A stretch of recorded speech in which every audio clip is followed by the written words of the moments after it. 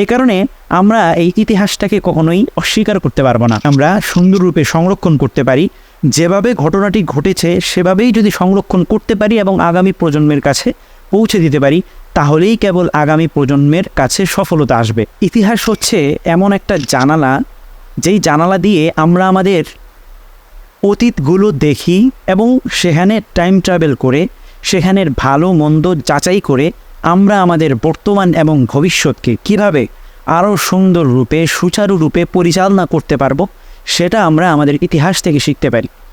ইতিহাসের ব্যাপারে আমরা দেখি যে ইতিহাস তো শুধু এমন ইতিহাস না যে ইতিহাসগুলোর মধ্যে বিকৃতি নেই।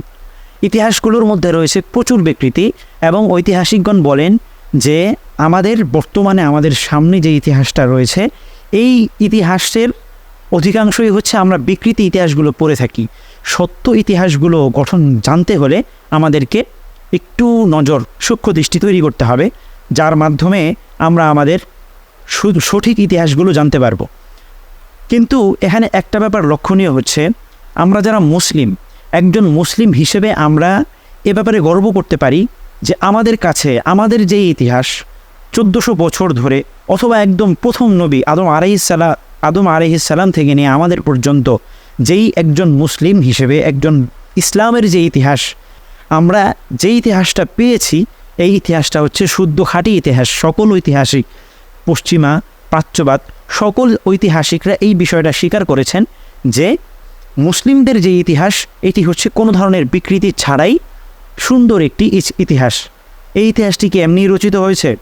এই ইতিহাসটির পিছনেও রয়েছে তাকওয়া, মুসলমানদের অবদান। তারা বুঝতে পেরেছেন যে এই ইতিহাসটাকে যদি আমরা সুন্দররূপে সংরক্ষণ করতে পারি, যেভাবে ঘটনাটি ঘটেছে সেভাবেই যদি সংরক্ষণ করতে পারি এবং আগামী প্রজন্মের কাছে পৌঁছে দিতে পারি, তাহলেই কেবল আগামী প্রজন্মের কাছে সফলতা আসবে। অন্যথায় সফলতাটা অসম্ভব, কারণ আমাদের সফলতা বিপর্যয়ের পেছনে রয়েছে ইতিহাসের অবদান। এই কারণে আমরা এই ইতিহাসটাকে কখনোই অস্বীকার করতে পারবো না। হ্যাঁ, এখানেও কথা আছে যে আমরা আমাদের অতীতের ইতিহাসটাকে যে মনে রাখবো, যদি অতীতের ইতিহাসটা খারাপ হয়। হ্যাঁ, অতীতের ইতিহাসটার খারাপ ভালো হওয়া থেকে আমাদের শিক্ষা নেওয়ার বিষয়।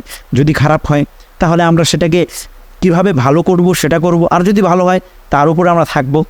তো ইতিহাসের বিষয়ে আমাদের হেফাজত থাকতে হবে এবং কিভাবে কোথায় সঠিক ইতিহাসটা আমরা পেতে পারি সেই ব্যাপারে আমাদের সূক্ষ্ম দৃষ্টি তৈরি করে সেই ইতিহাসটাকে যাচাই বাছাই করে আমরা সেটা পড়ব এবং সেটা মেনে চলার চেষ্টা করব।